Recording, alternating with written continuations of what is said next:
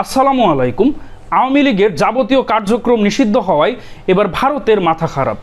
তো সম্প্রতি আওয়ামী লীগের যাবতীয় অঙ্গ সংগঠন, সহযোগী সংগঠন এবং ভ্রাতৃপ্রতিম সকল সংগঠনের যাবতীয় কার্যক্রম নিষিদ্ধ হওয়ায় ভারত উদ্বেগ প্রকাশ করেছে। তো ভারত মনে করে কোনো একটি রাজনৈতিক দলকে নিষিদ্ধ করতে গেলে যে প্রক্রিয়ার মধ্য দিয়ে যেতে হয়, বাংলাদেশের অন্তর্বর্তীকালীন সরকার তা অনুসরণ করেনি। তো সম্প্রতি এমন মন্তব্য করেছেন ভারতের পররাষ্ট্র মন্ত্রণালয়ের মুখপাত্র রণধীর জয়সওয়াল।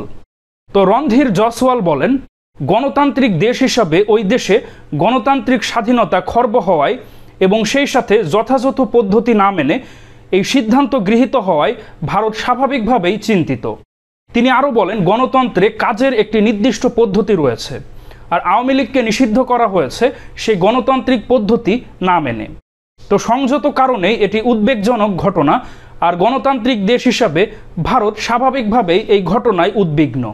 রণধীর জয়সওয়াল আরও বলেন, এর মধ্য দিয়ে বাংলাদেশে গণতান্ত্রিক স্বাধীনতা খর্ব করা হয়েছে এবং এর মধ্য দিয়ে বাংলাদেশে যে রাজনৈতিক পরিসর এটা সংকুচিত হয়ে যাচ্ছে। এই মুখপাত্র ভারতের পুরনো মনোভাব আবারও স্মরণ করিয়ে দেন। তো তিনি বলেন, আমরা চাই বাংলাদেশে খুব দ্রুত একটি অবাধ, সুষ্ঠু এবং সকলের অংশগ্রহণমূলক নির্বাচন অনুষ্ঠিত হোক। এক কথায় আওয়ামী লীগের যাবতীয় কার্যক্রম নিষিদ্ধ হওয়ায় ভারতের মাথা খারাপ। তারা চেয়েছিল বাংলাদেশে খুব দ্রুত একটি নির্বাচন হোক এবং সেই নির্বাচনে আওয়ামী লীগ অংশগ্রহণ করুক। কিন্তু আওয়ামী লীগের যাবতীয় কার্যক্রম নিষিদ্ধ হওয়ায় এবং সম্প্রতি ইলেকশন কমিশন আওয়ামী লীগের যে নির্বাচনী নিবন্ধন সেটাও স্থগিত করেছে।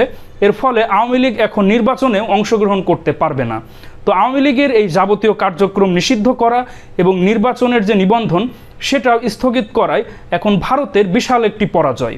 আর ভারতের ডাবল স্ট্যান্ডার্ড আপনারা দেখুন। তো বাংলাদেশে বিগত শেখ হাসিনা সরকারের আমলে বেশ কয়েকবার ভোট চুরির নির্বাচন হয়েছিল।